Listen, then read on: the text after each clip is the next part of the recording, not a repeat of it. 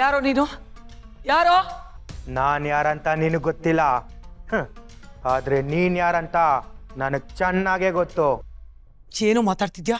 ನಾನು ಯಾರು ಅಂತ ಗೊತ್ತಾದ್ಮೇಲೂ ನನ್ನ ಮುಂದೆ ಇಷ್ಟು ಧೈರ್ಯವಾಗಿ ನಿಂತಿದ್ಯಾ ನೀನು? ಏನಿದೆಲ್ಲ? ನನ್ನನ್ನು ಯಾಕೋ ಕಟ್ಟಾಕಿದ್ಯಾ? ಹಾ, ಬಿಚ್ಚೋ ಇದನ್ನ, ಬಿಚ್ಚೋ ಅಂದೆ. ಮಾತಾಡಿ ಆಯಾಸ ಮಾಡ್ಕೊಂಬಿಡ ವಿಜಯಾಂಬಿಕಾ. ನೀನೊಬ್ಳು ರಾಕ್ಷಸಿ ಅಂತ ನನಗೆ ಚೆನ್ನಾಗೇ ಗೊತ್ತು, ಆದ್ರೆ ನಿನ್ ಮುಂದೆ ನಿಲ್ಲೋಕೆ ನನಗೆ ಭಯ ಪಡ್ಬೇಕಾಗಿಲ್ಲ. ದೇವತೆ ಇರೋ ಜಾಗದಲ್ಲಿ ನಿನ್ನಂತ ರಾಕ್ಷಸಿ ಬಗ್ಗೆ ಭಯ ಪಡೋ ಅವಶ್ಯಕತೆನೂ ನನಗಿಲ್ಲ. ದೇವತೆನ ಏನೋ ಹೇಳ್ತಿದ್ಯಾ? ನೀನ್ ಯಾರು ಅಂತಾನೆ ನನಗೆ ಗೊತ್ತಿಲ್ಲ ಅಂಥದ್ರಲ್ಲಿ ನನ್ನ ಯಾಕೋ ಇಲ್ಲಿ ಕರ್ಕೊಂಡ್ಬಂದಿದ್ಯಾ? ಅಷ್ಟಕ್ಕೂ ನೀನ್ ಯಾರ ಬಗ್ಗೆನೋ ಮಾತಾಡ್ತಿದ್ಯಾ? ಹೇಳ್ತೀನಿ ವಿಜಯಾಂಬಿಕಾ, ನಾನು ಹೇಳೋದು ಕೇಳಿದ್ರೆ ನಾನು ಯಾರ ಬಗ್ಗೆ ಮಾತಾಡ್ತಿದ್ದೀನಿ ಅಂತ ನಿನಗೆ ಗೊತ್ತಾಗುತ್ತೆ. ಕನ್ಸಲ್ಲಿ ನೀನು ಯಾರನ್ನ ನೆನ್ಸ್ಕೊಂಡ್ರೆ ನಿನ್ ಜೀವ ನಡುಗುತ್ತೋ, ಜೀವನೇ ತೆಗ್ದಿದ್ಯಾ ಅನ್ಕೊಂಡ್ರು ಜೀವನವಾಗಿ ನಿನ್ ಕಣ್ಮುಂದೆ ನಿಂತಾಗ ನಿನ್ ಗಂಟ್ಲು ಉಣುಗುತ್ತೋ, ಯಾರನ್ನ ನೆನ್ಸ್ಕೊಂಡ್ರೆ ನಿನ್ ಜೀವನದಲ್ಲಿ ಸಾವು ನೋವು ಎರಡು ಕಣ್ಮುಂದೆ ಬರುತ್ತೋ, ಯಾವ ದೇವತೆ ಹೆಸರು ಕೇಳಿದ್ರೆ ನೀನ್ ಉಸಿರೇ ಒಂದು ಕ್ಷಣ ನಿಲ್ಲುತ್ತೋ, ಆ ದೇವತೆನೇ ನಿನ್ನ ಎದುರುಗಡೆ ಈಗ ಬರ್ತಿರೋದು. ನಂದಿನಿ ಅಮ್ಮ.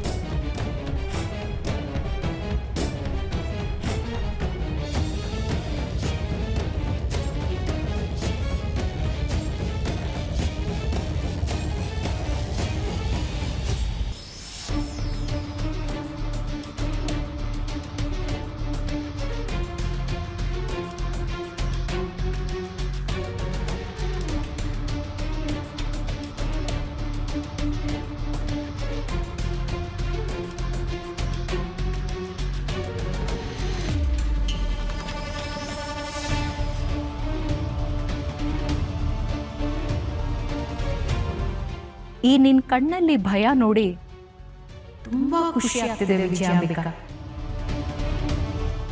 ನನ್ನ ಬಗ್ಗೆ ನಾನೇನು ಹೇಳೋದೇ ಬೇಕಾಗಿಲ್ಲ. ನಡುಕ್ತಾ ಇರೋ ನಿನ್ನ ಕೈಗಳು, ಬೆವರ್ತಾ ಇರೋ ನಿನ್ನ ಮುಖ, ಭಯ ತುಂಬಿರೋ ನಿನ್ನ ಕಣ್ಗಳೇ ನನ್ನ ಬಗ್ಗೆ ಹೇಳ್ತಾ ಇದೆ. ನೀನು ನೋಡ್ತಾ ಇರೋದು ನಿಜಾನೇ. ಈಗ ನಿನ್ನ ಎದುರು ಕೂತಿರೋದು ನಂದಿನಿ.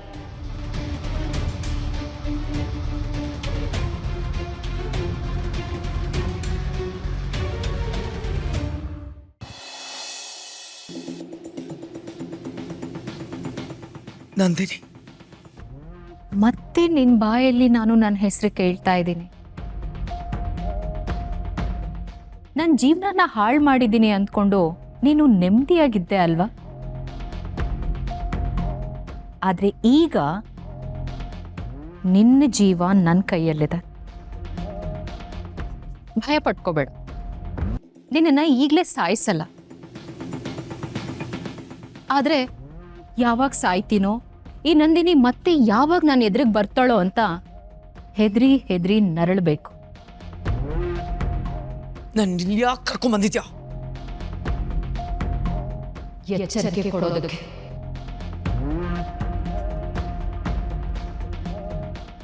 ನೀನು ಎಂಥವಳು ಅಂತ ಗೊತ್ತಿದ್ದು ಕೂಡ ಅಕ್ಕ ಅನ್ನೋ ಒಂದೇ ಒಂದು ಕಾರಣಕ್ಕೆ ನನ್ನ ಗಂಡ ಇನ್ನೂ ನಿನ್ನನ್ನು ನಂಬಿದ್ದಾರೆ.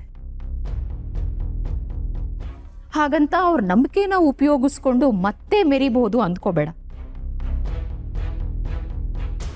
ಆ ಮನೇಲಿ ನೀನು ಇದ್ದೂ ಇಲ್ಲದ ಹಾಗಿರ್ಬೇಕು.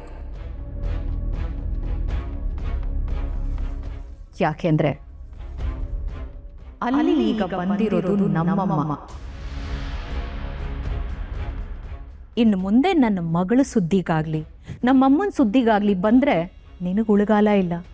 ಅಂಥ ಧೈರ್ಯ ಮಾಡಿದ್ರೆ ಏನಾಗಬಹುದು ಅಂತ ತೋರಿಸೋದಕ್ಕೆ ಇದೊಂದು ಸಣ್ಣ ಉದಾಹರಣೆ ಅಷ್ಟೆ. ಕೆಟ್ಟ ಗುಣ ಇರೋ ನಿನ್ನಂತೋರು ಕೆಟ್ಟ ಕೆಲಸ ಮಾಡೋದಕ್ಕೆ 100 ದಾರಿ ಹುಡುಕ್ಬೋದು. ಆದರೆ ಒಳ್ಳೆತನ ಇರೋರು ಮನಸ್ಸು ಮಾಡಿದ್ರೆ ನಿನ್ನ ಜೀವನದ ದಾರಿ ಅರ್ಧಕ್ಕೆ ಮುಗಿಯತ್ತೆ ಅನ್ನೋ ಅರ್ಥ. ಬರ್ತೀನಿ. ಆದಷ್ಟು ಬೇಗ ನಿನ್ನ ದಾರಿಗೆ ಬಂದು ನಿನಗೆ ಅಡ್ಡ ನಿಲ್ತೀನಿ. ನಿನ್ನ ಸತ್ಯ ಏನು ಅನ್ನೋದನ್ನ ಇಡೀ ಪ್ರಪಂಚಕ್ಕೆ ಹೇಳ್ತೀನಿ. ಮುಖ್ಯವಾಗಿ ನಿನ್ನ ತಮ್ಮನಿಗೆ, ಅಂದರೆ ನನ್ನ ಗಂಡನಿಗೆ ಹೇಳ್ತೀನಿ.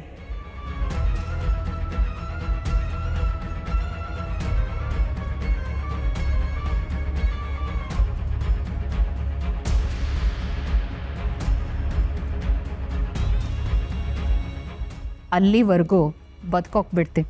ಬದುಕೋ ಹೋಗ್. ಆದರೆ ಭಯದಲ್ಲೇ ಬದುಕಬೇಕು. ಇನ್ನು ಮುಂದೆ ಹಾಗೇ ಬದುಕಬೇಕು. ಬದುಕ್ತೀಯ? ಅಮ್ಮವ್ರು ಹೇಳಿದ್ ಗೊತ್ತಾಯ್ತಾ? ಈ ಭಯ ಹಾಗೇ ಇರಲಿ.